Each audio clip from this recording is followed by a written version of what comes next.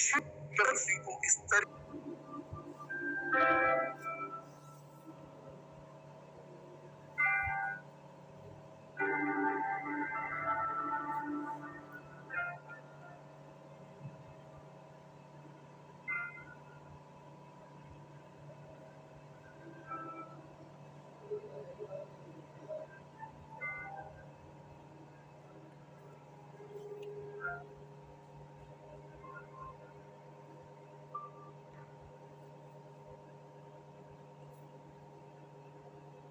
कीमती समय निकाल के एक बार फिर हम आमने सामने हैं। एंड आज का जो टॉपिक है वो है पर्टिकुलरली हम फोकस करेंगे डिजीज एंड सेल्स की जो हमारी सिरप की रेंज है उसको हम पर्टिकुलरली आज की तारीख में फोकस करेंगे कंप्लीटली। राइट?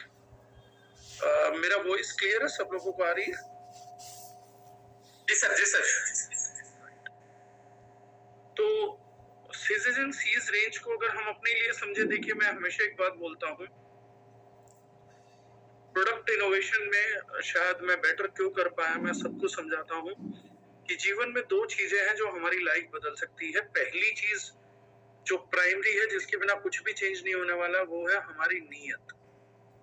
नीयत किसी काम को करने की, नीयत टीम बनाने की। मैंने आज तक जितना भी खेल देखा है, मैंने एक ही चीज समझी है कि अगर हमारी नीयत सही नहीं है या किसी भी काम को करते हुए, या मैं बोल सकता हूँ टॉप नॉच नीयत नहीं है, सबसे बढ़िया सर्वोत्तम नीयत नहीं है, तो बिजनेस नहीं बन सकता। मैं एग्जांपल्स देता हूँ आपको। एग्जांपल्स हैं जैसे मैं किसी व्यक्ति को अपनी टीम में ज्वाइन करा रहा हूँ और मेरी कई प्रकार की नीयत हो सकती है। एक नीयत ये हो सकती है कि इसके जुड़ने से कुछ मेरा चेक बन जाए। एक नीयत ये हो सकती है कि व्यक्ति मेरे साथ कनेक्ट करे, इसकी परचेज से मैं कुछ ना कुछ पैसा बनाता रहूं। एक नीयत मेरी ये भी हो सकती है कि मैं इस व्यक्ति को जोड़ूंगा, इसकी जिम्मेदारी लूंगा और एक दिन ये व्यक्ति मुझे थैंक यू बोलेगा कि मैंने इसको महीने के 2, 4, 5 लाख 10 लाख की इनकम पे पहुंचा दिया। राइट? हम लोग बहुत सारी कंप्लेंट्स लाइफ में लेके जीते हैं, बहुत सारी चीजें लेके जीते हैं, लेकिन हम लोग ना नीयत पे काम नहीं करते। एक्चुअली हमारी नीयत हमारी थॉट को शेप करती है, हमारी थॉट हमारे वर्ड्स को शेप करती है, हमारे वर्ड्स हमारे रिलेशनशिप को शेप करते हैं और हमारे रिलेशनशिप्स जो हैं वो हमारी सक्सेस को और अनसक्सेसफुलनेस को डिफाइन करते हैं। इस बीच हम कहीं से भी बीच में स्टार्ट करना चाहेंगे तो वो चीज नहीं हो पाएगी। एजुकेशन लेने की भी नीयत होती है, प्रोडक्ट देने की भी नीयत होती है। बहुत से लोगों को मालूम नहीं है कि हर एक काम को करने की नीयत है। अब अगर कोई व्यक्ति मुझे बात करेगा कि सर मैंने किसी को जोड़ा और जोड़ के मैंने ये सोचा कि उससे मेरी कोई इनकम आ जाएगी, तो क्या ये नीयत सही नहीं है? ये नीयत गलत नहीं है, लेकिन इससे बेहतर नीयत होती कि आप ये सोचते कि ये व्यक्ति जो जुड़ रहा है, ये अब इसको मेरे प्रोडक्ट पसंद आएंगे, इस महीने भी खरीदेगा, अगले महीने भी खरीदेगा और 10 साल भी खरीदेगा, मैं इसको एक अच्छे प्रोडक्ट रिकमेंड कर रहा हूं। इससे भी बेहतर नीयत ये होती कि हम सोचते कि इस व्यक्ति को मैं आज जोड़ रहा हूं, अच्छे प्रोडक्ट है, मुझे तो जरूर थोड़ा बहुत बेनिफिट होगा, इसकी परचेज से भी बेनिफिट होगा, लेकिन मैं इसको जरूर कमाऊंगा। इससे भी बेटर नीयत हो सकती है कि इस व्यक्ति को मैं बहुत जल्दी कामयाब करूंगा, कि इस व्यक्ति ने मुझ पे इतना ट्रस्ट किया है, मेरे साथ बिजनेस स्टार्ट किया है, तो ये इस बिजनेस को, इस डिसीजन को स्पेशली ना दार्जिलिंग करने को ना मेरे साथ करने को, इस डिसीजन को रिग्रेट नहीं करेगा। इसको मैं चाहे कुछ भी हो, लेकिन इसे 6 महीने में, 1 साल में मैं बहुत अच्छे लेवल पे पहुंचाऊंगा। ये मैं इसको पे बैक करूंगा, मेरा ग्रेटिट्यूड है इसको मेरे साथ कनेक्ट करने के लिए। ये सुप्रीम नीयत हो सकती है। इसी प्रकार से मैंने कहा कि प्रोडक्ट देने की नीयत आती है कि हम किसी को प्रोडक्ट दे क्यों रहे हैं। एक नीयत है कि मेरी सेल हो रही है, मुझे कुछ पैसे बनेंगे। एक नीयत है कि इस व्यक्ति का कुछ भला होगा। एक नीयत है कि जो बनेगा वो तो सिस्टम का हिस्सा है, कि प्रोडक्ट निकलता है, व्यवसाय है तो पैसा बनता है। लेकिन मैं तो इन लोगों को प्रोडक्ट इसलिए रिकमेंड कर रहा हूँ कि इनकी जिंदगी बने, कोई घटिया प्रोडक्ट ना ले पाए। ये प्रोडक्ट देने में नीयत है। अब एजुकेशन लेने में नीयत, ट्रेनिंग में। मुझे बहुत लोग क्वेश्चन करते हैं कि आपको इतना कंटेंट कैसे याद रह जाता है, बिना देखे बात कर लेते हैं, चाहे किसी चीज पे हो, प्रोडक्ट्स के इंग्रेडिएंट्स याद हैं, चीजें याद हैं, कैसे होता है? एक्चुअली ये बहुत सिंपल है। मैं कभी भी किसी चीज को बताने के लिए, अपनी इमेज बनाने के लिए या अपना रोब जमाने के लिए मैं कभी कोई काम ही नहीं करता, कोई एजुकेशन ही नहीं लेता। मेरा एजुकेशन लेने का पर्पस होता ही ये है कि जो मेरी एजुकेशन कम रह गई है, जो मुझे नहीं मालूम, उसको अपडेट करना है। कल वो कमर्शियलाइज हो या ना हो, लेकिन मेरा ज्ञान बढ़ना चाहिए, मेरी नॉलेज का थोड़ा स्तर सुधरना चाहिए। जब तक जीवन में है, डेली सुधरता रहना चाहिए। प्रोडक्ट को बनाने से ज्यादा मेरे ये नजरिया नहीं रहता कि मैं प्रोडक्ट बनाऊंगा, सीखूंगा। मैं अभी भी, जब ये मीटिंग स्टार्ट हुई उससे पहले भी एक नई रिसर्च आई है, organic cocoa powder doubles production of stem cells in just 30 days. उस रिसर्च को पढ़ रहा था। हमारे पास कोई कोकोआ पाउडर नहीं है, कोई ऑर्गेनिक कोकोआ पाउडर हम कर भी नहीं रहे हैं, स्टेम सेल का ऐसा कोई हम एक्स्ट्राऑर्डिनरी रिसर्च भी नहीं कर रहे, लेकिन मैं पढ़ रहा था ताकि मेरी नॉलेज सुधरे। जब हम नॉलेज को बेचने से ज्यादा महत्व देते हैं कि ये चीज नॉलेज मुझे हो जाएगी तो मेरी लाइफ बेटर हो जाएगी, तो उस नॉलेज का या उस एजुकेशन का आपके दिमाग में ऑटोमेटिकली सेटलमेंट हो जाती है। आप उस नॉलेज को लंबे टाइम तक ग्रैब कर सकते हैं, याद रखते हैं। जो बच्चे पढ़ाई करते हैं, अगर वो अच्छे नंबर नहीं ला पाते, उन्हें एग्जाम में जाके याद नहीं आता, उसका कारण स्ट्रेस नहीं होता। उसका कारण एक ही चीज होती है कि जो कुछ वो सीख रहे थे, उनकी नीयत ये नहीं थी कि हम इस चीज को सीखें और ये हमारी लाइफ में फुलफिल करेगी। उसकी नीयत थी कि मैं बस जैसे तैसे नंबर ले आऊं। बहुत से लोगों को मैं बताता हूँ कि मेरे को अपनी 7th 8th 9th क्लास की बुक का आज भी याद है कि कौन सा थ्योरी किधर लिखी हुई है। मैं आज भी बता सकता हूँ कि इस पेज पे मेरी किताबें हैं, तो मैं बता सकता हूँ ये यहाँ लिखा है, यहाँ लिखा है, मेडिवल पीरियड में जिक्र कौन सी सल्तनत का कब आएगा, वो सब बताया जा सकता है। लोग कहेंगे डागर जी की मेमोरी अच्छी है, मेरी मेमोरी अच्छी नहीं है। मेरे को 5वीं 6ठी क्लास का कुछ भी याद नहीं है, 7th ऑनवर्ड सब याद है, क्योंकि 7th ऑनवर्ड्स मैं स्टडीज नंबर लेने के लिए नहीं कर रहा था, मैं अपने आप की नॉलेज बढ़ाने के लिए, सुधार करने के लिए कर रहा था। आज का भी जो ये टॉपिक है, ये बात मैंने आप लोगों के सामने क्यों रखी? आज जब मैं ये बातें बताऊंगा तो इसको सबसे पहले अपने लिए समझिएगा। जब आपको अपने लिए क्लियर हो जाएगा तो दुनिया के लिए क्लियर हो जाएगा। सेजेस एंड सीज रेंज की मैं बेसिक से स्टार्ट करता हूँ। सबसे पहले नाम से स्टार्ट करता हूँ कि इसका नाम ऐसा क्यों है, सेजेस एंड सीज। जो लोग आयुर्वेद में यकीन रखते हैं तो उनमें से बहुत कम लोगों को मालूम होगा कि आयुर्वेद पहली बार जब धरती पे आता है, प्रकट होता है, तो समुद्र मंथन के दौरान। तो बोला जाता है कि समुद्र की देन है, इसीलिए हमने अपने नाम में सीज रखा, क्योंकि इसका उत्थान जो हुआ वो समुद्र से माना गया, समुद्र मंथन के दौरान हुआ।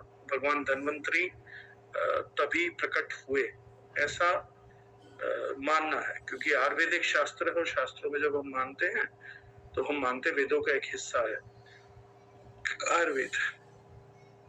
तो वहां से उत्पत्ति हुई, ऐसा ऋषि मुनि बोलते हैं। और फिर बड़े बड़े ऋषियों ने संभाला, जिसमें से जो सबसे पहले ऋषि हमें मिलते हैं, जिनका लिटरेचर हमें मिलता है, जिनसे सारा डेवलपमेंट होता है आज भी आयुर्वेद का, थ्योरीज का और प्रोडक्ट्स का, तो वो थे महर्षि सुश्रुत जी। तो सुश्रुत संहिता से स्टार्ट होता है और चरक जी, फिर उनके अलग अलग शिष्य हुए, वाघभट जी, बाकी लोग, वहां से आयुर्वेद चलता है। तो ऋषियों ने संभाला और समुद्र ने दिया, इसलिए हमने इस रेंज का नाम बड़ा सोच समझ के रखा, सेजेस एंड सीज, मतलब उन दोनों लोगों का हमारे लिए गिफ्ट। आयुर्वेद में मैं क्यों मानता हूँ पर्सनली, मेरे को जब पहली बार, मैं 2013 तक आयुर्वेदा को मानता ही नहीं था, कुछ भी नहीं मानता। 2013 में मेरे पास पहले इंसाइट्स आए थे कि व्हाट इट इज, और मैंने थोड़ा बहुत छानबीन की कोशिश की थी। 2013 में 11 to 13 2 साल में बहुत डीपली बहुत सारी बुक्स पढ़ गया था न्यूट्रास्यूटिकल्स पे। बाहर इसको जायरोथेरेपी बोलते हैं, तो उस पे मैंने बहुत पढ़ा। एक दिन एक मेरे मित्र मिलने आए, तो मैं उनसे जिक्र कर रहा था कि मैंने सप्लीमेंट्स को कर करके, यूज कर करके बहुत से लोगों का, बहुत सी चीजों को ठीक करा, चीजें बहुत सही करी। तो मैंने कहा कि ये एक दिन एलोपैथ को जाके पछाड़ देगी, बहुत एडवांस साइंस है। तो वो थोड़े मजाकिया थे, तो उन्होंने मुझे बोला कि डागर जी, इन सबके पप्पा जो हैं वो आयुर्वेद है, तो वो वैद्य थे। तो मैंने कहा यार वैद्य सब फालतू की बातें मत करो, ये जड़ी बूटियां, जादू टोने, ये झाड़ फूक, मैंने कहा ये गुजरे जमाने हो गए, आयुर्वेद का कोई लेना देना नहीं है, आपको न्यू एंड मॉडर्न साइंस की तरफ देखना चाहिए, जो न्यूट्रास्यूटिकल है, साइंस बैक्ड है, सारी चीज बहुत बढ़िया है। तो उन्होंने बोला कि आप आयुर्वेद के बारे में जानते क्या? मैंने कहा ये यार चटनी वटनी दादी की नानी के नुस्खे पुराने हम लोगों को घरों में ट्राई कराते थे, तो मैंने कहा कोई रिजल्ट ओरिएंटेड चीजें नहीं है, बहुत आयुर्वेद देखा है। तो उन्होंने बोला कि आप जैसे आदमी को एक बार डीप डाइव करना चाहिए, मेरे कहे पे एक बार महीना भर खराब करके देख लो। अच्छे मित्र थे, मैंने उनके कहे पे पहली बार आयुर्वेद का थोड़ा पढ़ना समझना चालू किया, तो मुझे पता लगा कि ये पूरा पहली बार ये विज्ञान है, सूचीबद्ध विज्ञान है। तो मैंने बुक्स वगैरह में थोड़ा इंटरेस्ट लिया, चीजें जाननी चालू करी, पढ़ता गया, तो मुझे समझ में आया कि इनफैक्ट बहुत सारे एलोपैथिक कॉन्सेप्ट्स और ये सारी मेडिसिन की जो इंस्पिरेशन है वो at the end of the day Ayurveda ही है पूरे वर्ल्ड में। जब मैंने आयुर्वेदा को पढ़ा तो मुझे पहली बार पता लगा कि वेस्ट के एलोपैथिक सिस्टम को भी हम ही लोगों ने इंस्पायर किया, रोमन सिस्टम को भी हम ही लोगों ने इंस्पायर किया, जिनमें नाम आते हैं हिपोक्रेट्स और ये सब भी आयुर्वेदा इंस्पायर्ड थे।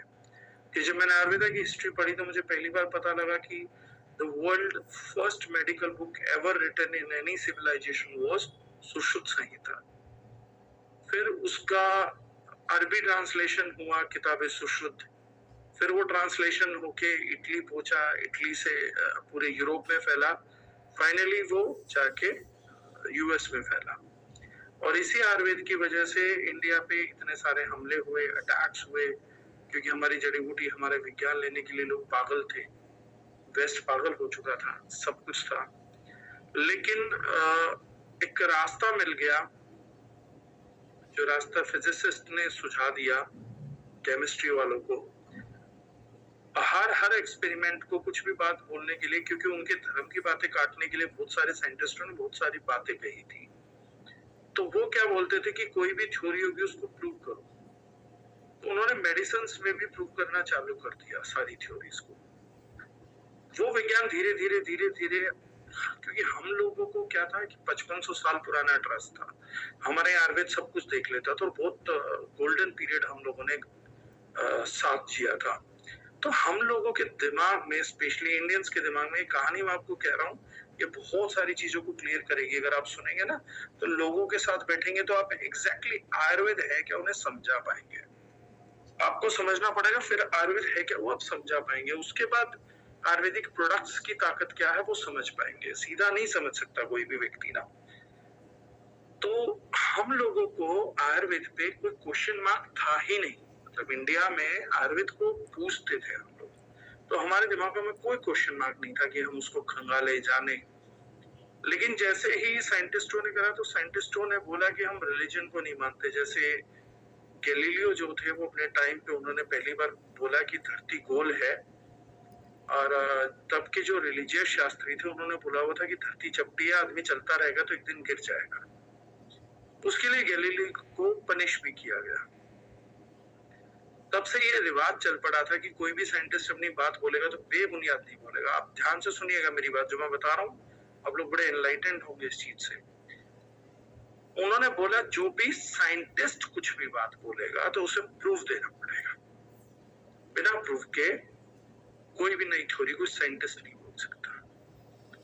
ये विज्ञान एक्चुअली में साइंस के उत्थान को रोकने के लिए बनाया गया था, कि जब धर्म और साइंस की लड़ाई बहुत चरम पे थी, जब साइंटिस्ट बोल रहे थे कि जो धर्म वाले चमत्कार बोलते हैं, भगवान बोलते हैं, ये कुछ नहीं है, ये अनएक्सप्लेन्ड साइंस है, उसी टाइम उन्होंने बोला कि ये जो साइंटिस्ट बोलते हैं ये भी हवाबाजियां, बकवासबाजियां हैं। अगर ये इतना ज्यादा जानते हैं तो ये प्रूव करें। रिलीजन मानने के बारे में था, साइंस को अपनी जगह बनानी थी, तो वो जानने के बारे में बन गई कि हर चीज, हर कहानी को प्रूव करो, यानी कि एक ही घटना को स्टैंडर्डाइज करके दिखाओ। ये असर सबसे पहले आया था फिजिक्स पे, और स्पेशली एस्ट्रोफिजिक्स पे आया था। लेकिन उसके बाद ये साइंस के हर विभाग का हिस्सा बन गया। वेस्ट में जब प्लांट बेस्ड मेडिसिन और ये सब पहुंचा तो साइंटिस्टों ने भी अपनी ओपोजिशन करने के लिए बोल दिया कि जैसे हम धर्मशास्त्र की बात नहीं मानते, हम ये देसी झाड़ू टोने में भी यकीन नहीं रखते, इनका भी प्रूफ होना चाहिए। हमसे मांगा जा रहा ना, इनको भी प्रूफ करो।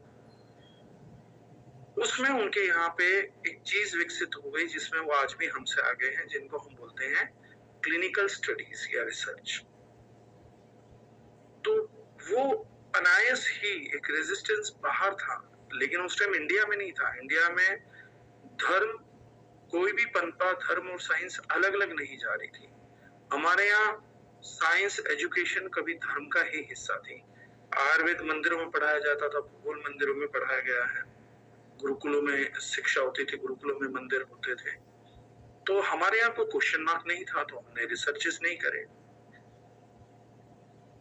एलोपैथ धीरे धीरे आगे बढ़ती गई, तो इंडिया में भी जब इम्पैक्ट आया तो हमने मानना चालू कर दिया कि एटलीस्ट ये रिसर्च बेस्ड है, एविडेंशियल साइंस है। तो हम एलोपैथ को बोल सकते हैं एविडेंशियल साइंस। जिस चीज के एविडेंसेस लोगों ने बना लिए, थ्योरी पूरी क्लियर है, क्या होता है क्या नहीं होता वो सारी थ्योरी क्लियर है।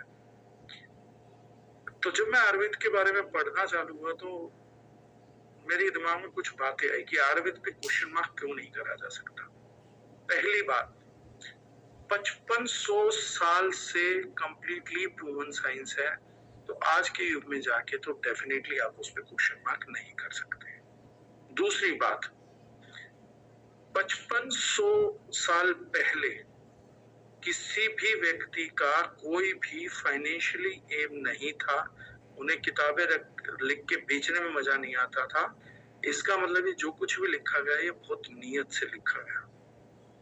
तीसरी बात, आज तक आयुर्वेद की लिखी गई बातें चाहे वो किसी भी किताब की हो, उन पे मैं मानता हूँ रिसर्च नहीं हुई है ज्यादा, लेकिन जो भी बात पे रिसर्च हुई है उस बात में कभी भी 99% सही नहीं निकला, हमेशा 100% सही ही निकला है। ये बहुत बड़ी बात है कि चलो रिसर्च नहीं हुई। अब लोग बोलते हैं आयुर्वेद में रिसर्च हुई है, क्या रिसर्च नहीं हुई है? लेकिन जितनी चीजों की आज तक आयुर्वेद में रिसर्च हुई है, कोई बात आज तक गलत निकली है क्या? वो भी तो एक बहुत बड़ा चैप्टर है। जब लोग डिस्कशन करते हैं तो उनसे पूछिए ना कि हम लोग हल्दी खाते थे, हमारे पूर्वज बोलते थे हल्दी चोट पे लगा लो, सूजन कम हो जाती है, ये कम हो जाता है, जोड़ों का दर्द नहीं होता। तो क्या जब हल्दी पे रिसर्च हुई, कुरकुमिन पे रिसर्च हुई, तो क्या ये सारी क्वालिटी साइंस ने बोली या नहीं बोली? आयुर्वेद में 5500 साल पहले लिखा गया कि अगर आपके दांत में दर्द है तो लौंग दबा लीजिए। जब दांत में दर्द हुए लोगों के, मॉडर्न साइंस ने उसको रिसर्च किया, तो क्या लौंग का जो कंपोनेंट निकला यूजेनॉल, क्या उसका ये रिजल्ट है या नहीं है? और क्या आज उस यूजेनॉल से हर डेंटिस्ट एक स्प्रे आपके दांतों पे करता है, वो बना है या नहीं बना है? ऐसे ही सैकड़ों चीजों पे रिजल्ट हुई। अश्वगंधा को हम देते थे प्रेगनेंसी में, स्ट्रेस में, तनाव में, राजाओं को खिलाई जाती थी। जब अश्वगंधा पे रिसर्च हुआ तो KSM 66 दुनिया का सबसे बड़ा पेटेंटेड इंग्रेडिएंट बना, तो उसमें जो विथनोलोइड निकले वो स्ट्रेस में मिले या नहीं मिले, इम्यूनिटी में मिले या नहीं मिले, तो हर एक प्रोडक्ट जिसकी रिसर्च हुई है, जो आयुर्वेद ने कहा था, आज तक सब सत्य निकला। तो शुरुआत में जब मॉलिक्यूल निकाले एलोपैथ ने, आज भी मैं बोलता हूँ कि एलोपैथ दवाइयों की लोग बात करते हैं तो खास क्या निकलती कहाँ से है? वो भी तो प्लांट से निकालते, और प्लांट की जो साइंस है उसी का नाम तो आयुर्वेद दिया गया था। बल्कि प्लांट की साइंस से भी ज्यादा विकसित है आयुर्वेदा। धूम्र चिकित्सा 7-8 खंड है, एनिमल फूडिंग पे भी बात आती है, बहुत कुछ है आयुर्वेद के अंदर बात करने के लिए। जब हम पढ़ेंगे, चक्कर चिकित्सा भी है, कलर थेरेपी भी है, मैग्नेट थेरेपी भी है। हालांकि कोई थेरेपी आयुर्वेद ये नहीं बोलता सुपीरियर है, सबसे सुपीरियर वो प्लांट बेस्ड साइंस को ही बोलते हैं। ऑल्दो मैग्नेट थेरेपी भी वो इफेक्टिव बोलते हैं, कलर थेरेपी भी बोलते हैं, वाइब्रेशन थेरेपी भी की बात होती है, साउंड थेरेपी की बात होती है, फ्रीक्वेंसी हीलिंग की भी बात करता है आयुर्वेदा।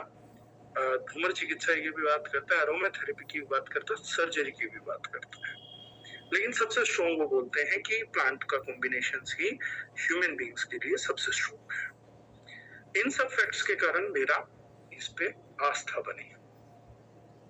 फिर मॉडर्न आयुर्वेदा को समझा कि ये भी तो गलत नहीं है, हमारे बचपन में आयुर्वेदा फेल हो गया।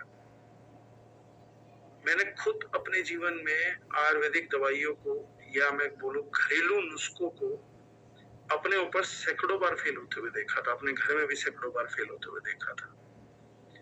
तो मैंने कहा कि कुछ तो गैप है इन दोनों चीजों के बीच में। तो मैंने गैप को ढूंढने की कोशिश करी, तो यहाँ से ये प्रोडक्ट्स की नींव स्टार्ट होती है जो आपको समझ में आएगा। जब मैंने आयुर्वेदिक मेडिसिन बनाने वाली कंपनीज को देखा और जो खुद के घर पे समझा, तो मुझे पहली बार पता लगा कि प्लांट्स जो होते हैं उनकी लो क्वालिटी सप्लाई है पंसारियों की दुकान पे। उनमें कुछ भी मिला के इधर उधर करके, जब प्लांट ही ओरिजिनल नहीं है तो उसके बताए गए प्रोसेस को करके हम ट्रीटमेंट घर में करने की कोशिश भी करेंगे तो रिजल्ट तो नहीं देगा। अब लोग बोलते हैं कि लहसुन खाइए, उसमें एलिसिन होता है, एलिसिन से ब्लॉकेजेस नहीं होती, कोलेस्ट्रॉल संभलता है, लोग घर में लहसुन खा रहे हैं, लेकिन उस लहसुन की क्वालिटी तो पता करिए क्या है, प्याज की क्वालिटी तो पता करिए। कितने घरों में जेनेटिकली मॉडिफाइड फूड आ रहा है जिसका जेनेटिक मैच ही नहीं करता ओल्ड क्रॉप के साथ, वो तो पता करिए। एक टाइम पे जो जंगल में लहसुन आता है उसके पीएच चेक कराइए, दैट इज एल्कलाइन, और एक पीएच चेक करिए जो आजकल कमर्शियल घरों में आ रहा है, that is acidic. Nature he same नहीं है। अब लोग बोलते हैं कि ये दवाई शहद में दे दीजिए। अब मैं किसी XYZ कंपनी का नाम नहीं लेना चाहता, लेकिन आप उस कंपनी का शहद यूज करते रहिए, आपको रिजल्ट ही कभी नहीं आएगा, क्योंकि आपने शहद के नाम पे जो दिया वो इन्वर्टेड शुगर थी। इन्वर्टेज नाम के एक एंजाइम को शुगर से रिएक्ट कराइए, इन्वर्टेड शुगर बन जाती है। और अगर जब तक NMR टेस्ट नहीं कराएंगे तो हर लैब टेस्ट उसको शहद ही बोलेगा। आज मुझे इंडिया में देख के दुख होता है कि लोगों को लगता है कि जो नहीं जमता वो शहद है, जबकि शहद एक प्रकार का क्रिस्टल है, लो टेम्परेचर पे जमेगा ही जमेगा, जो नहीं जमेगा वो शहद हो ही नहीं सकता। जो हर टेम्परेचर पे जम जाए वो भी शहद नहीं हो सकता, और जो लो टेम्परेचर पे ना जमे वो भी शहद नहीं हो सकता। शहद का जमना, उसकी क्रिस्टलाइजेशन, NMR टेस्ट जर्मनी का वो भी बोलते हैं कि शहद जमना जरूरी है, लेकिन पूरे इंडिया में बात करिए तो लोग बोलेंगे शहद का जमना जरूरी नहीं है। अब जो शहद नहीं जमे उसमें मुझे दवाई दी गई, वो दवाई फेल हो गई। कसूर था उस कंपनी का जिसने नकली शहद दिया सस्ते के चक्कर में, और मेरे जैसे लोगों ने बदनाम कर दिया आयुर्वेद को कि आयुर्वेद के देसी नुस्खे ना आजकल को काम नहीं करते। घटिया क्रॉप्स यूज की, सब कुछ किया, तो वहां से ये सारा द्वंद पैदा हुआ। फिर दूसरी चीज पे आता हूँ, सेकेंडरी साइड पे आप लोगों को समझाने के लिए। फिर मैंने जब थोड़ी नॉलेज हो गई तो लेबल्स पढ़ने चालू किए, जो मैं आप भी सब लोगों को बोलता हूँ कि दारुजनैन को भी मत बख्शो, दारुजनैन के भी लेबल पढ़ा करो। और जो बंदा अपने लेबल पे ट्रांसपेरेंसी नहीं बरत रहा उसका तो प्रोडक्ट ही मत खरीदो, साफ मत खरीदो। जो आदमी लेबल पे ट्रांसपेरेंसी नहीं दिखा सकता उसने प्रोडक्ट में कहां से ट्रांसपेरेंसी दिखाई। जब मैंने आयुर्वेदिक प्रोडक्ट के लेबल्स पढ़ने चालू किए तो मुझे बड़ा ताज्जुब हुआ कि जब परसेंटेजेस बताई जाती हैं एक्टिव्स की, तो उसमें लिखा रहता है कि कितना कितना परसेंट एक्टिव लिखा हुआ है।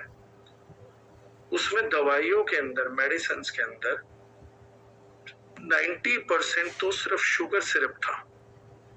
मैंने ऐसी मेडिसिन भी देखी है फेमस कंपनियों की, वो लिखेंगे ईच 10 ml कंटेन्स, 10 ml को आप मोटा मोटा 10 ग्राम मान लीजिए, सिंपल समझ के लिए, थोड़ा ऊपर नीचे होता 10 ml मतलब 10 ग्राम। फिर 10 ग्राम में नीचे पढ़ना चालू करिए तो वो लिखेगा अश्वगंधा 150 mg, गोखरू 50 mg, कुटकी 30 mg, ये 20 mg, 5 mg, सबका टोटल करिए तो आपको जान के ताज्जुब होगा कि 10 ml में टोटल मटेरियल आएगा 500 mg, मतलब 5% ऑफ द प्रोडक्ट। 500 mg मतलब आधा ग्राम।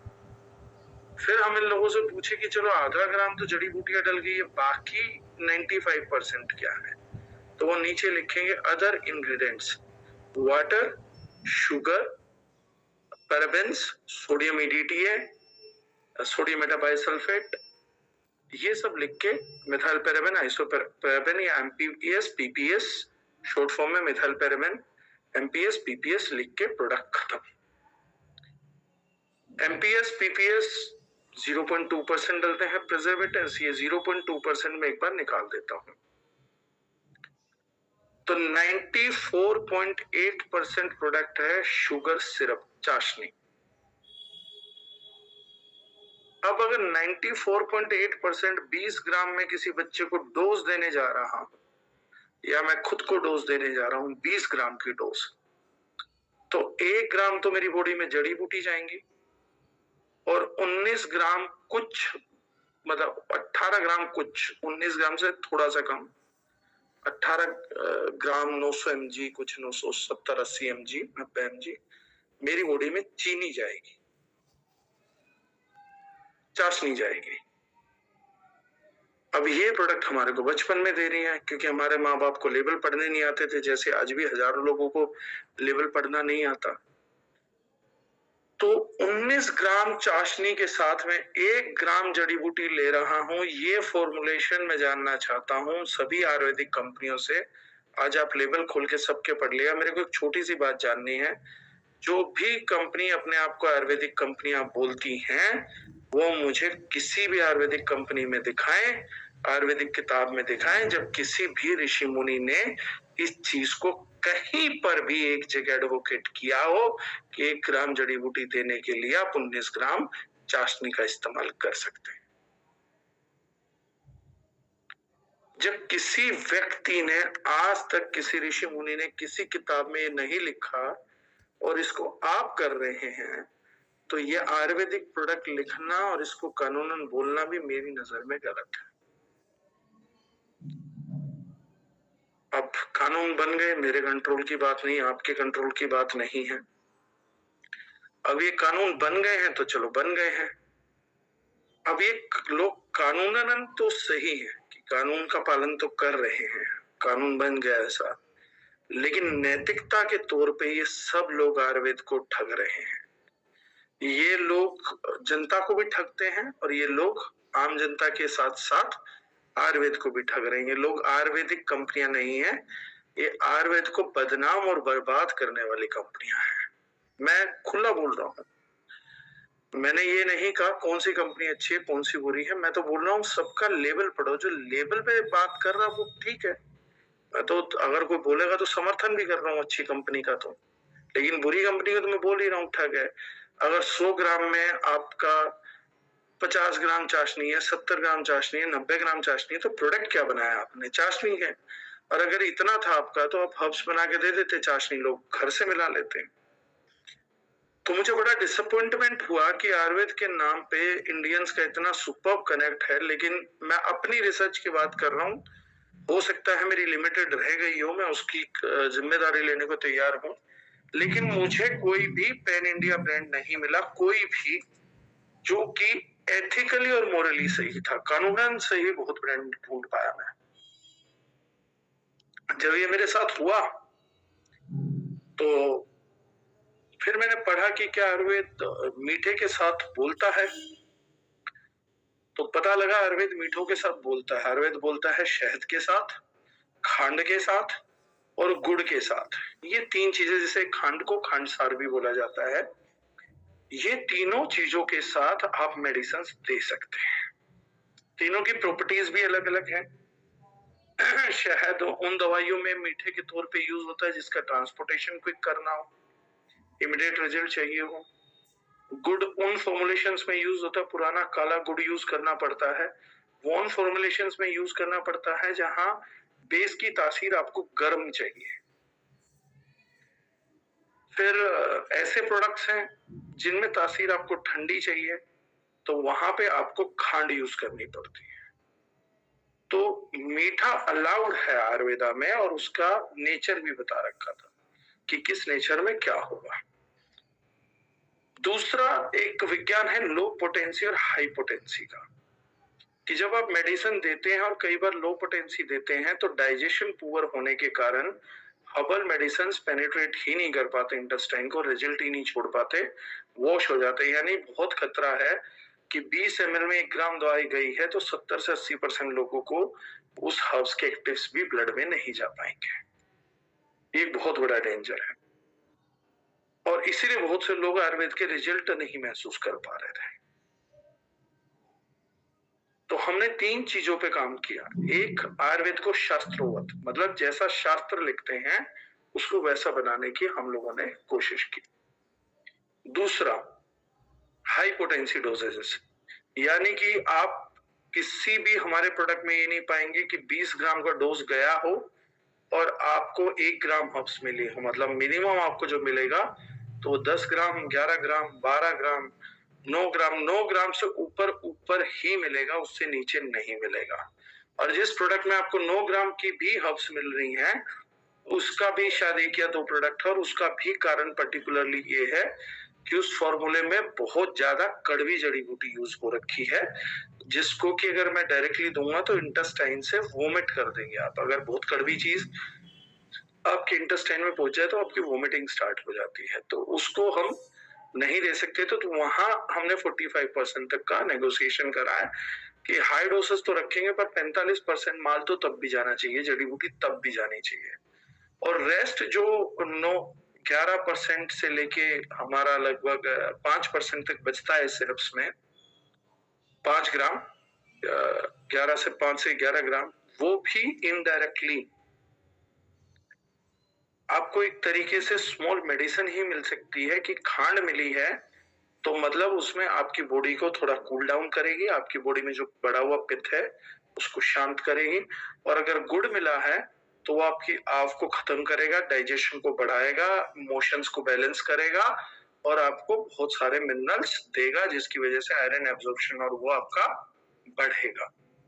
तो वो भी एक फॉर्म ऑफ लो मेडिकेशन आप बोल सकते हैं, लो स्तर की मेडिकेशन आपकी बॉडी को हम प्रोवाइड करते हैं। ये पूरा फंडामेंटल स्ट्रक्चर बनता है सीजेज एंड सीज ब्रांड का कंप्लीटली। जो आप देखेंगे तो वो ये स्ट्रक्चर हम लोग कंप्लीटली बनाते हैं।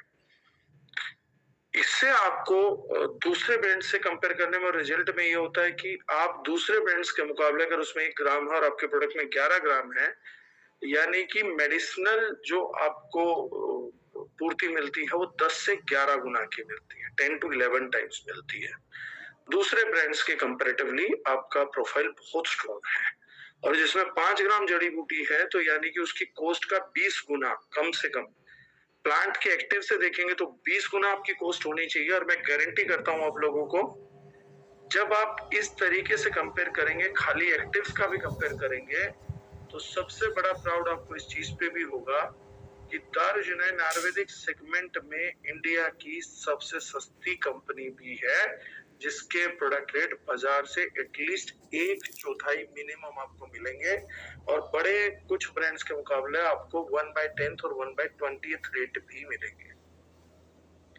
कि किसी ने, अभी ये मैं कैसे बोल रहा हूँ दोबारा एग्जांपल आप ध्यान से सुनिएगा और इस चीज को गूगल पे चेक करिएगा। आज मान लीजिए आपने किसी बड़ी कंपनी का लीवर फॉर्मूला चेक किया, लीवर सिरप का, तो आप पाएंगे उसके 200 ml सिरप में टोटल 10 ग्राम जड़ी बूटी है। अब 10 ग्राम जड़ी बूटी देने का वो ब्रांड आपसे रेट ले रहा है मान लीजिए 180 रुपए पूरी बोतल में, बाकी तो चीनी है उसकी। वो खुद लिख के देगा, मैं नहीं बोलूंगा, वो खुद लिख के देगा अपने लेवल पे। अब उसने आपको 10 ग्राम तो दिया 180 रुपए का, लेकिन वही दारुजनैन ने आपको 200 ml में दिया 110 ग्राम, तो यानी उससे 11 गुना।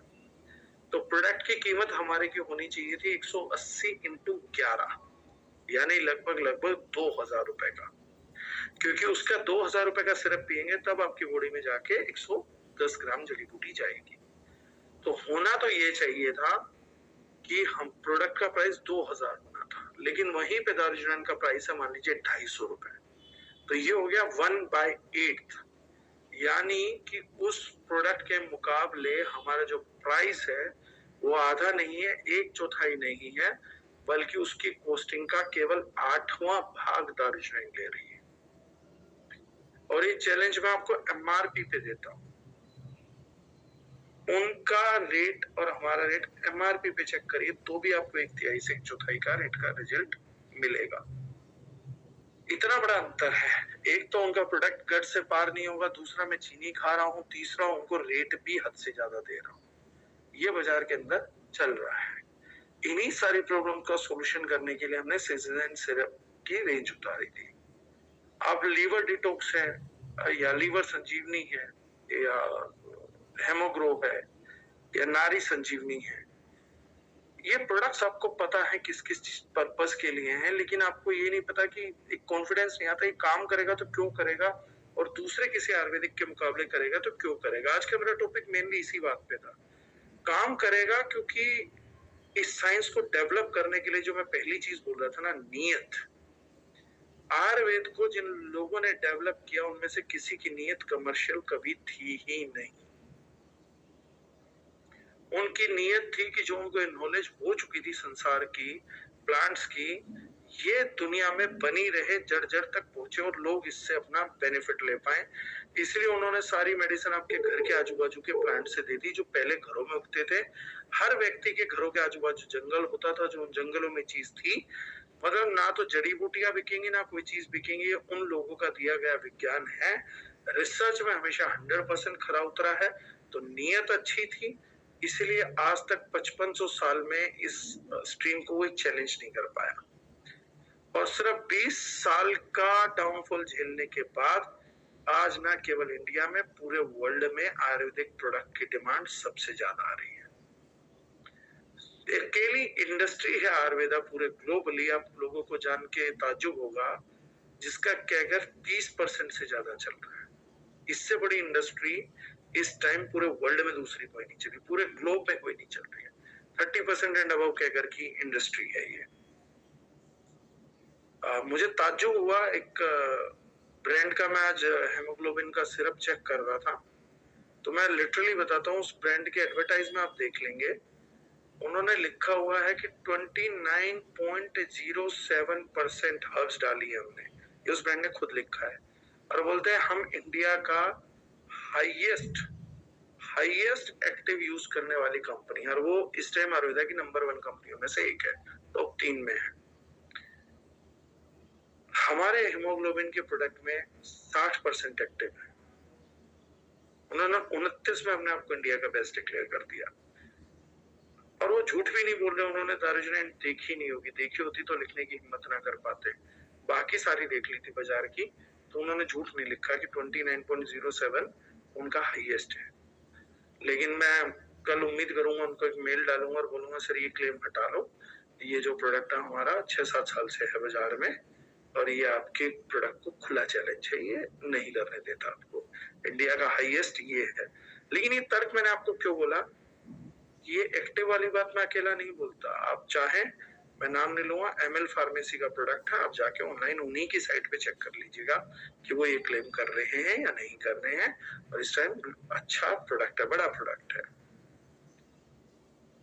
आप ML करिए, हिमालय करिए, डाबर करिए, पतंजलि भी करिए, और हमारा भी करिए।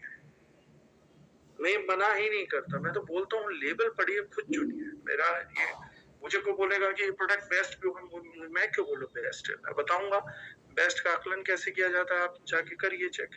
अब लोग बोलते हैं MLM के प्रोडक्टों से बेटर कैसे है। सर मैं MLM को मार्केट कॉम्पीट नहीं करता, MLM एक छोटी मार्केट है अभी भी, और सबको पता है कैसी है। आप एक बार ट्रेडिशनल से मुकाबला कर लीजिए ना। जब मैं अर्जुन से धनुर्धर की वो कर सकता हूँ कंपैरिजन, तो बाकी किसी से भी कर सकता हूँ। तो आपको सेजेस एंड सीज में मिलता है non beneficial, non toxic sweeteners. मतलब आप इम्यूनिटी आपको चाहिए, आपको फीमेल हेल्थ चाहिए, तो कम से कम आप दूसरे ग्लैंड्स की कीमत पे नहीं करते कि मैं 19 ग्राम चाशनी से अपना लीवर ठीक करने जा रहा हूँ। एक चीज खराब हो एक चीज ठीक हो, ये गंदा खेल आपको सीजन सीज में नहीं मिलता। सीजन सीज की रेंज आपको पूरी मिलती है, कंप्लीटली नीट एंड क्लीन मिलता है। तो आपको इम्यूनिटी भी चाहिए, तो आपकी बॉडी की दूसरे ऑर्गन की कीमत पे नहीं मिलती, बल्कि सिर्फ इम्यूनिटी मिलती है। आपने पैसा दिया, आपको बदले में चीज मिली, और उसका डैमेज नहीं किया जाता। पहली चीज आपको ये मिलती है। दूसरी हाइपोटेंसी मिलती है। तीसरी चीज, हम 70 to 80% हब्स जंगलों से मंगवाते हैं, जो हिस्ट्री, पूरी हिस्ट्री आज तक केमिकल फ्री नहीं है, और अपने हाईएस्ट स्वरूप में रहती है, नॉन जेनेटिकली मॉडिफाइड होती हैं, इसलिए भी हमारा प्रोडक्ट बहुत ज्यादा रिजल्ट करता है। जिन लोगों को जानना है कौन सा जंगल है, तो मोस्टली हम उत्तराखंड वन विभाग के डिपार्टमेंट से अपनी ज्यादातर हब्स का प्रोक्योरमेंट करते हैं। मुझे बताने में खुला कोई नहीं, कोई आदमी चोरी करना चाहेगा तो कम से कम जनता को अच्छा प्रोडक्ट तो बना के देगा। मैं तो चाह रहा हूँ लोग चोरी करें, लेकिन उत्तराखंड वन विभाग से जेन्युइन मंगाए, कम से कम सर्टिफिकेट्स रखे तो बेटर रहेगा। आप भी कर बोले ना करें, और बोलने का पता लग जाएगा, प्रोडक्ट में रिजल्ट पता लग जाएगा। तो आज के बाद आप लेबल कंपैरिजन कर सकते हैं। ये बातें मैंने आपको इसलिए बोली कि दूसरों का लीवर प्रोडक्ट बुरा है नहीं, अगर वो भी फॉर्मुलेशंस में लोगों ने गलती नहीं करी है। क्यों नहीं करी है? क्योंकि आयुर्वेद में फॉर्मुलेशंस पहले से लिखी गई है, बस उनको बनाने के तरीके में गड़बड़ नहीं करनी थी, नीयत खराब नहीं करनी थी। मैं वो झूठा नहीं हूं कि मैं खड़ा होकर बोलूंगा हमारी फॉर्मुलेशन हिमालय से बेटर है, डाबर से बेटर है। ऐसी कहानियां मुझे पब्लिक को नहीं सुनानी, वो सब फालतू लोग बोलते ही रहते हैं। हमारी फॉर्मुलेशन बेटर कैसे हो जाएगी जब हम खुद ही आयुर्वेदिक किताबों से चोरी करके बना रहे हैं? तो हमारी बेटर कैसे हो जाएगी? उन किताबों पे हमारी कोई मोनोपोली नहीं है, वो किताबें तो सबके लिए उपलब्ध हैं। कुटकी, कालमेघ, ये दार्शनिक की रिसर्च नहीं है, ये हमारे ऋषियों का दिया गया ज्ञान है हम लोगों को। भृंगराज, कुटकी, कालमेघ अगर लीवर सिरप में डाल रहे तो हमारी नहीं है मेहनत, जिनकी मेहनत है उन्हीं को क्रेडिट जाना चाहिए। उन्होंने मेहनत करके सबको दी थी, बस हमारी नीयत साफ थी कि हमने उनको एज इट इज बनाए और निभाने के लिए रखा कि जिस नीयत से उन्होंने पब्लिक के लिए रखा था। हमने 2025 में उतनी साफ नीयत तो नहीं रखी, दवाई बनाने में पूरी साफ नीयत रखी। बाकी हाँ, वो नॉन कमर्शियल करते थे, अब सब कुछ कमर्शियल हो चुका तो हम कमर्शियल कर रहे हैं। इतना ही अंतर हमने आने दिया है पुराने और आज के मीडिया में, कि आज बिना कमर्शियल के कुछ नहीं चलता, तो हमने कमर्शियल सिस्टम्स को यूज किया है, लेकिन मेडिसिन बनाने में हमने वही प्योरिटी रखी है। आज भी शास्त्रोवत रखा है, आज भी हर्ब्स जुड़ने के बाद जिन तरीकों से बोलते थे, पुरानिक तरीकों से ही हम आज भी बना रहे हैं। अगर वो लोग बोलते थे कि लोहे की कढ़ाई में बनना चाहिए, तो हम लोहे की कढ़ाई में ही बना रहे हैं। आज भी हमारी कितनी जड़ी बूटियां जिनको हम ओपन प्रोसेस करते हैं, जैसे गांव के सिस्टम में करते थे कि पूरा मिट्टी के चूल्हे बनवा के, फर्नेस बनवा के, उनमें आम की लकड़ी जलनी चाहिए तो वही जलती है। फिर लोहे की कढ़ाई में 4 घंटे एक आदमी इस तरीके से करेगा तो वही होता है। उन्हीं सब चीजों के कारण हम इतना इफेक्टिव प्रोडक्ट मार्केट को दे पाते हैं, जो आज लोग बोलते हैं कि सीजन सीज के प्रोडक्ट से जेन्युइनली चमत्कार हो रहे हैं। आज से 4-5 दिन पहले किसी ने मुझे भेजा था एक टेस्टिमनी, शायद धनाक्षी मैडम की टीम से था, मैंने भी सब लोगों को फॉरवर्ड किया कि 9 साल बाद किसी महिला को प्रेगनेंसी, मतलब बहुत सुकून देने वाली चीज है। उन्होंने बोला थैंक यू टू दार्जिलिंग, शायद मेरा भी थैंक यू बोला था, नहीं बोला था याद नहीं, मैं कम सुनता हूँ, लेकिन thanks to Darjeeling and product. बल्कि हमें उनको उल्टा थैंक यू बोलना चाहिए, कि उनकी वजह से हमें ऐसा लगता है कि हमने कोई तगड़ा काम कर दिया। मतलब उनको सुन के ऐसा लगता है कि यार जो जिंदगी में किया वो सब एक तरफ, पर ये काम तो अच्छा कर रहे हैं। इस माल को बेच के तसल्ली तो है, इस प्रोडक्ट को बना के तसल्ली तो है। 9 साल बाद किसी को अगर बच्चा हुआ तो उनके घर में, उनके रिलेटिव्स में कितने लोगों में क्या इमेज नहीं गई होगी, क्या खुशी नहीं गई होगी, उसको मतलब फील करना एक अलग लेवल का काम है कमर्शियल इंटरेस्ट के। तो वो बड़ा अच्छा लगा था। मेरा तो खुद उनको थैंक यू, अगर वो सुन भी रहे हैं तो we are thankful to you कि आपने खबर, ये बात हम तक बताई, रोज नहीं होता। कफ सिरप है तो बेस्ट क्यों है, मैंने बता दिया। अब ये मैं अलग अलग नहीं बता सकता था कि कफ सिरप बेस्ट क्यों है, वो कहानियां थी। हमारा कैसे बेस्ट हो जाएगा? फॉर्मुलेशन तो हमने भी चोरी ही करी है, कफ सिरप की भी चोरी करी है, तो लीवर की भी चोरी है। नारी संजीवनी टैबलेट सिरप जो साथ में देते हैं वो भी आयुर्वेदा की किताबों की ही चोरी है, उन्हीं से फॉर्मुलेशंस उठाए हमने कोई ये कहानी सुनाने का कोई झूठा मन नहीं है कि हमने R&D करी थी, कोई R&D नहीं करी थी हमने। किताबों में लिखा हुआ, बस उसको उसी तरीके से बनाया, नीयत साफ रखी, कॉस्टिंग बहुत जेन्युइन करी और पब्लिक में प्रोडक्ट पेश कर दिया। अब तो बहुत से लोग ट्रेनिंग लेते तो बताते हैं हमारा लीवर संजीवनी अच्छा क्यों है। मैंने जो आपको 4 पॉइंट बताए हैं, इसी कारण से हमारा लीवर प्रोडक्ट बाकियों से बेटर है। फॉर्मुलेशन वाइज बेटर नहीं है, फॉर्मुलेशन में डाबर की भी बुरी नहीं बोलूंगा, फॉर्मुलेशन में ML फार्मा का तो बिल्कुल बुरा नहीं बोलूंगा, पतंजलि का भी बुरा नहीं कहूंगा, हिमालय का तो बिल्कुल भी बुरा नहीं कहूंगा। फॉर्मुलेशन सबका ही अच्छा है। प्रॉब्लम है पूंजीवादी नजरिया, प्रॉब्लम है चाशनी, प्रॉब्लम है लो इंटेंसिव हर्ब्स डालना, वो प्रॉब्लमेटिक एरिया है। हमने सिर्फ इस रेंज में उसी प्रॉब्लम को दूर किया है और आपके माध्यम से इस रेंज को प्रमोट करके जो आप लोगों को बाकी प्रॉब्लम से बचा सकते हैं, तो मैं बता देता हूँ आपके पॉइंटर्स क्या है। पहली चीज, आप दोबारा आयुर्वेद के नाम को बड़ा करने के लिए अपना योगदान देंगे, क्योंकि ये रेंज आयुर्वेद की बदनामी नहीं करा रही है, बल्कि आयुर्वेद का नाम कोने कोने तक लेके जा रही है। ये सबसे बड़ी बात है।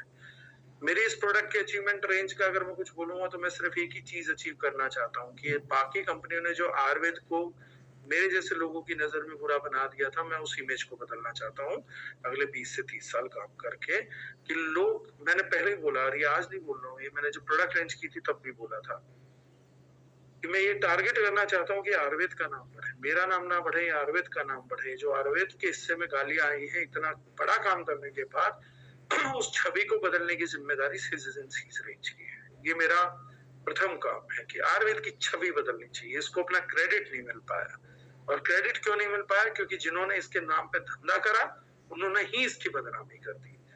और मैं आज भी बोलता हूँ, एलोपैथ आयुर्वेद के खिलाफ नहीं है, मैं आज भी बोल रहा हूँ ये बात। खिलाफ है वो घटिया आयुर्वेदिक कंपनियां जो आयुर्वेद के नाम पे घटिया प्रोडक्ट पब्लिक को देती, वो एक्चुअली में आयुर्वेद के खिलाफ है। आयुर्वेद के नाम पे घटिया मिक्स्ड इलाज देने वाली कंपनियां, बेवकूफ बातें करने वाले लोग, वो आयुर्वेद का सत्यानाश कर रहे हैं।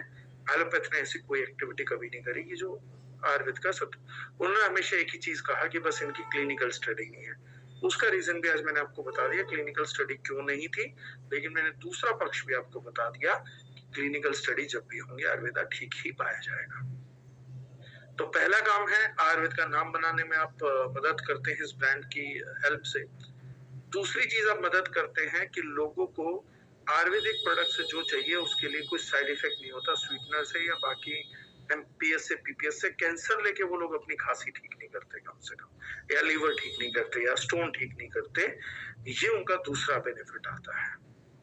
तीसरा बेनिफिट उन लोगों को मिलता है कि उनको एक हाई पोटेंसी का टोटल ग्रेट हर्ब्स का डोज मिलता है, जिससे उनको क्विक रिजल्ट्स आते हैं, परमानेंट रिजल्ट्स आते हैं। क्योंकि आयुर्वेदा जड़ पे काम करता है और जब तक दोष को पूरे तरीके से ठीक नहीं करता तब तक आपको सिम्टोमेटिक रिलीफ नहीं दिखता। यानी जिनको सिम्टोमेटिक रिलीफ दिखा है तो उनके रूट कोज भी ठीक किए गए हैं। या आप उनको तीसरा बेनिफिट देते हैं, यानी you bless them with a long term health. मैं इस पॉइंट को थोड़ा सा और बड़ा करके समझा देता हूँ। एलोपैथ किसी की खांसी ठीक कर सकती है या किसी को पेन में तुरंत आराम दे सकती है, लेकिन लॉन्ग टर्म में उसकी हालत और खराब होती जाएगी। या आज जो कफ दबाया गया है वो कल को और रूप लेके शायद अस्थमा बन के आएगा। लेकिन अगर आज आयुर्वेदिक प्रोडक्ट से आपकी खांसी ठीक हो गई तो आपने बॉडी को उल्टा हील किया है, स्ट्रॉन्ग किया है, तो आगे चल के आपको कफ के रोग सताएं, इस बात के चांसेस कम हो गए हैं। क्योंकि सिर्फ आपके कफ नहीं, पूरी बॉडी के कफ का जो संतुलन है उसको कंप्लीटली बनाया गया होगा। अगर आपने आयुर्वेदिक प्रोडक्ट से अपना लीवर ठीक किया और लीवर ठीक हुआ है, इसका मतलब है आपकी पूरी बॉडी में पित्त के संतुलन को ठीक किया गया है। तो फ्यूचर में आपको स्किन डिजीज नहीं होंगी, किडनी डिजीज नहीं होंगी। ये आयुर्वेद का साइड इफेक्ट होता है, आपको मतलब साइड बेनिफिट्स बोल सकते हैं आप। साइड बेनिफिट्स आपको आयुर्वेदा डिलीवर करता है, that whatever it treats you for a longer period of time, it gives you more stronger body। बीमार होने से पहले जो थी उससे बेहतर बॉडी। एलोपैथ जो आपको देता है आपके सिम्टम दबा के पहले से वीकर बॉडी देता है। ये पॉइंट बहुत बड़ा है। मतलब आपने एलोपैथिक ट्रीटमेंट लिया तो पहले से बॉडी वीक होके बाहर आएगी, सिम्टम्स खत्म हो गए उस डिजीज के। लेकिन आयुर्वेद से अगर वो सिम्टम ठीक हुआ है, मतलब आपकी बॉडी पहले से स्ट्रॉन्ग होके बाहर आई है। बीमार होने से पहले जो बॉडी थी अब वो अपग्रेडेड वर्जन है, बेटर वर्जन है। ये आप लोगों को गिफ्ट करते हो। और सबसे बड़ी बात जो आप गिफ्ट करते हैं, एक सुपर इकोनॉमिकल प्रोडक्ट जो अपने कॉम्पिटिटरों के मुकाबले उनका 8 से 10 गुना पैसा बचाता है। और दूसरी चीज, अगले 2, 4, 5 साल तक भी पैसा बचाता रहेगा। यानी अगर किसी ने अपना लीवर आयुर्वेद से ठीक किया है और उसको आगे चल के पित्त रोग नहीं होंगे, स्किन रोग नहीं होंगे, तो वो जो पैसा बचा वो अलग बेनिफिट है। इसलिए हम लोगों को ये नॉलेज, ये चीज लोगों तक लेके जानी चाहिए। और आज आप गूगल पे आराम से तसल्ली करके रात को सो सकते हैं, जूम करके इंग्रेडिएंट्स पढ़ के, दैट आपकी टक्कर की प्रोडक्ट रेंज इस टाइम पूरे बाजार में कहीं भी अवेलेबल नहीं है, ना रेट्स में, ना क्वालिटी में, ना रिजल्ट्स में, ना फॉर्मुलेशंस में। So this is the best we can provide to the people, most honesty और हमारी इंटीग्रिटी और हमारी नीयत। ये तीन चीजें मेन थी, इसलिए मैंने इस टॉपिक को नीयत से स्टार्ट किया था, क्योंकि मुझे वो बड़ी बड़ी बातें नहीं करनी कि हमने लीवर में ऐसा ऐसा कर दिया है, जोर जोर से चिल्ला के, हमारे लीवर जैसा लीवर सप्लीमेंट नहीं है। ऐसा क्या करा आपने? सुश्रुत जी से ऊपर चले गए, चरक जी से ऊपर चले गए, कहाँ से चले गए? भाव प्रकाश जी से ऊपर है, कहाँ है? नीचे तो नाम उन्हीं का लिखते हो, inspired from, studied by, reference of the book दे रहे हो। अरे जब हम बुक्स की रेफरेंस ही दे रहे हो तो इस बात को मानने में क्या गर्दन नीची होती है कि हम लोगों का लेवल, जिन्होंने लिखा उन लोगों के लेवल के सामने कुछ नहीं है। मैं कम से कम ये बात एडमिट कर सकता हूँ कि ना आज कुछ है, ना जिंदगी भर हो पाएगा। मतलब मुझे आयुर्वेद में कितना भी काम करूं तो मुझे नहीं लगता कि जो उन लोगों ने किया उसका 0.0000001% समझ भी पाऊंगा। ऊपर तो क्या करेंगे, मेडिसिन तो क्या करेंगे, तो उसमें नहीं है, इसलिए मैंने कोई फालतू बातें आप लोगों से नहीं करी। प्रोडक्ट किस चीज के लिए है वो नाम से क्लियर है, अगर किसी को नहीं होंगे बता देंगे। रेस्ट ऑफ द थिंग्स फिर कभी सिंगल प्रोडक्ट पे काम करेंगे तो बता सकता हूँ कि उनका नेचर और उनकी चीजें क्या है। जैसे स्टोन फ्लश क्या करता है, क्या नहीं करता। मैं बहुत जगह यूज करता हूँ स्टोन फ्लश को, कहीं के भी कैल्सिफिकेशन में यूज करता हूँ, मिनरल बैलेंस पे यूज करता हूँ, ब्लड प्रेशर पे यूज करता हूँ, हार्ट प्रॉब्लम्स में यूज करता हूँ। तो वो क्यों करता हूँ, इस पे जब सिंगल प्रोडक्ट पे कभी बात होगी तो हम जरूर करेंगे। ओवरऑल आज मैंने आप लोगों को एक समरी दी है कि आप लोगों का एग्रेशन वाकई में हमारे समाज में क्या बदलाव लेके आ सकता है, हर एक व्यक्ति का। तो बस यही बताना मेरा आज का पर्पस था। आई होप आप लोगों के टाइम की आप लोगों को वैल्यू मिली हो और उससे हम समाज का, सब मिलके समाज का भला कर पाए। That is what I want. Now over to the host because time is a lot. जो भी हमारे होस्ट साहब हैं अब उनके हाथ में गेम है। Thank you sir. तो आपने जिस तरीके से बताया ऊपर डिटेल्स में, मेरे को लग रहा है ये सर हम लोगों के पास अभी मतलब दुनिया का बेस्ट आयुर्वेदा है हम लोगों के पास। बिल्कुल है सर। और मैं तो बोलता हूँ जहां भी आयुर्वेदिक प्रोडक्ट बिक रहा है उसके रिप्लेस कर सकते हैं। अगर आज को आप मेरा सेशन समझ में आया होगा ना, जो कोई भी आयुर्वेदिक प्रोडक्ट बेच रहा है, अगर आप मेरे सारे पॉइंट्स जाके वहां पे क्लियर कर दें तो उसके बाद कोई भी अच्छा व्यक्ति कोई दूसरा प्रोडक्ट आयुर्वेद में नहीं बेच पाएगा। ये मैं गारंटी देता हूँ अक्रॉस द ग्लोब। हम जिस स्ट्रीम में काम नहीं कर रहे उसमें तो बेच पाएंगे, बेचना भी चाहिए उन्हें। लेकिन हाँ, जहाँ से हम लीवर में काम कर रहे हैं, स्टोन में काम कर रहे हैं, वहां नहीं कर पाएगा कोई। और मैं ये भी गारंटी कर सकता हूँ कि अगर हमारे स्टोन के 100 में से 80 रिजल्ट आ रहे होंगे ना, तो बाजार में 100 में से 81 भी शायद किसी का नहीं आ रहा हुआ है, तो मैं गारंटी कर सकता हूँ।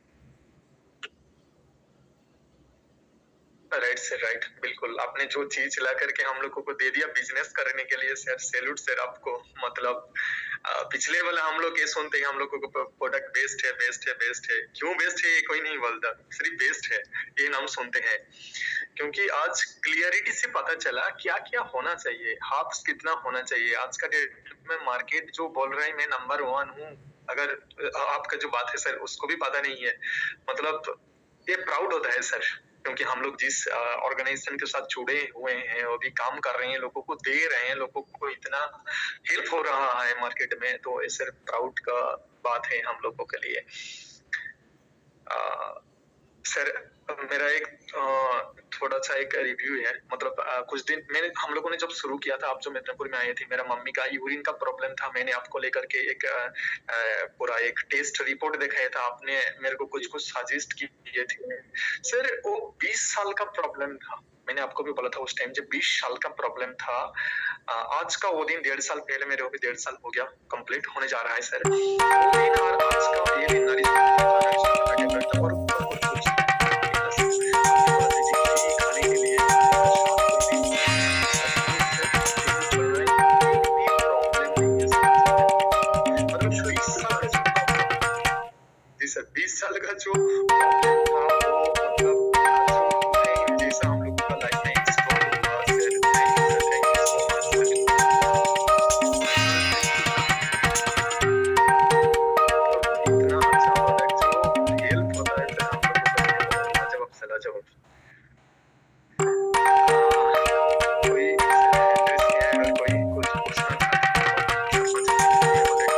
गया, बट अगर किसी का सवाल है तो सर को हम नहीं बोलेंगे। किसी का सवाल है तो एंडेस कर सकते